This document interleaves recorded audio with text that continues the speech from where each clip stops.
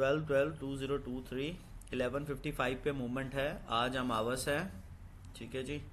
चंद्रमा चेंज होगा 11:55 के ऊपर, मंगल के कांटेक्ट में आ जाएगा। दशा सपोर्टिव नहीं है और उसके बाद दशा चेंज हो रही है अगले 2 दिन में।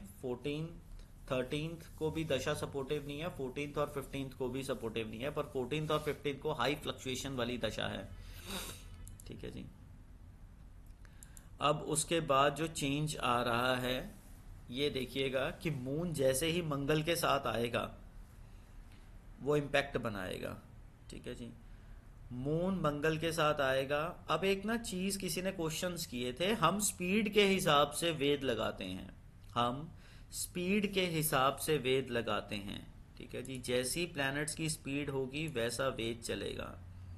12/12 को 43 का मार्स चल रहा है तो इसका लेफ्ट वेद है।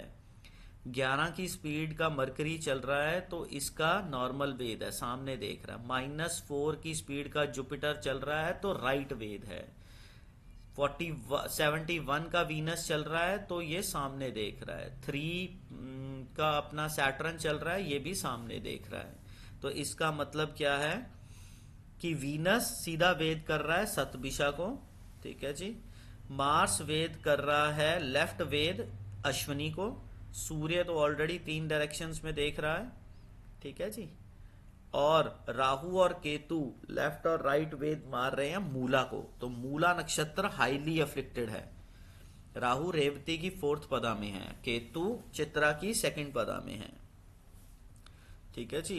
मरकरी है नॉर्मल स्पीड पे है, मरकरी सीधी नॉर्मल स्पीड पे आद्रा की 4th पदा को वेद कर रहा है। मरकरी अब अच्छे जोन में आ चुका है, पूर्वषाढ़ा में, ठीक है जी। वो जो मूला के साथ इसने 30 से लेके 6 तारीख के बीच में जितनी भी 6-7 तारीख तक जितनी भी बददिमागियां की हैं केतु के नक्षत्र में, वो राहु और केतु के इम्पैक्ट से हुई हैं। 9:19 पे ट्रांजिट का चेंज है, 9:59 पे ट्रांजिट का चेंज है, ठीक है जी।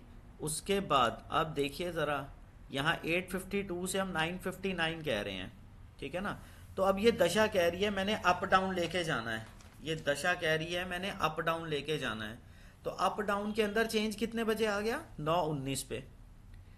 अब 9:54 से जो दशा 2:09 तक की है सडननेस की, तो 9:49 से 10:28 तक देखो दशा कह रही है कि मैं सडननेस क्रिएट करूंगी। ये सडननेस का ट्रांजिट जब बीच में आता ना तो लात अड़ाता अपनी। उसने कितने बजे लात अड़ा देनी है? 9:54 पे ये सडननेस को डिस्टर्ब कर सकता है, ठीक है। फिर ये सडननेस 10:04 से 10:08 के बीच में भी डिस्टर्ब हो सकती है, 10:12 पे भी डिस्टर्ब होगी। तो इस तरीके से आपने देखना है, ठीक है।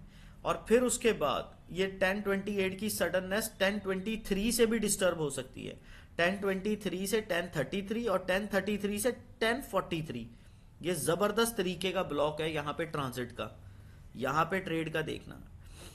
और जैसे दशा कह रही है कि 10:28 से मैं 11:02 तक ऊपर लेके जाऊंगी, उसी के अंदर ट्रांजिट की लात अड़ जाती है। तो जो हम प्रिडिक्ट करते हैं उसमें डिस्टर्बेंस आती है। तो 10:23, 10:33, 10:43 ये बहुत ज़्यादा डिस्टर्बिंग है, इसमें ब्लॉक में काम कीजिएगा। फिर 10:54 से लेके 11:03 तक ये बड़ा एक ही तरफा मार्केट भागेगी। फिर 11:03 पे 11:03 से लेके 11:44 तक ये कह रहा है जी मैंने क्या करना है, स्टेबल रखना है। अब देखो ट्रांजिट की लात कैसे अड़ेगी। 11:15 पे चेंज आ जाएगा, 11:25 से 34 का चेंज है, 35 से 44 के बीच में ब्लॉक बन गया, 45 से 54 के बीच में ब्लॉक बन गया, ठीक है। अब उसके बाद इसने 11:44 से 12:20 तक का रखा है अप डाउन। अब 12:20 के बीच में 12:14 पे ये अप डाउन डिस्टर्ब हो जाएगी, 12:20 से जाएगी ऊपर 12:36 तक, 12:36 से 1:19 तक।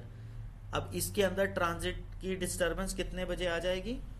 12:33 से 12:41 तक की, फिर 12:42 से 12:52 तक की, ठीक है जी।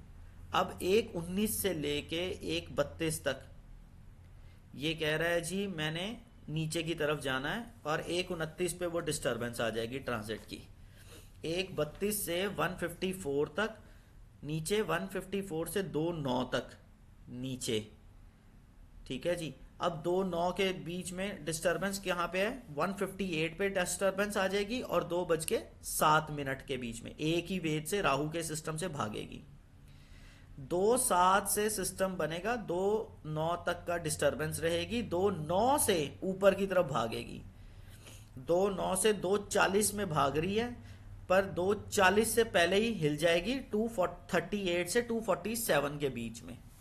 ठीक है, 2:47 से लेके 3:16 तक कह रही है मैं स्टेबल चलूंगी, बट हलजुल 2:48 पे ही आ जाएगी, चेंज आ जाएगा, फिर स्टेबल चलेगी 3:16 तक। 3:16 से लेके एंड तक ये कह रही है मैं थोड़ा बहुत अप डाउन करूंगी। अब इस चीज को समझिएगा कि इस दशा के अंदर ट्रांजिट का इंपैक्ट आता है, तब कैंडल्स की मूवमेंट ऊपर नीचे जाती है। ठीक है, इस तरीके से देखिएगा।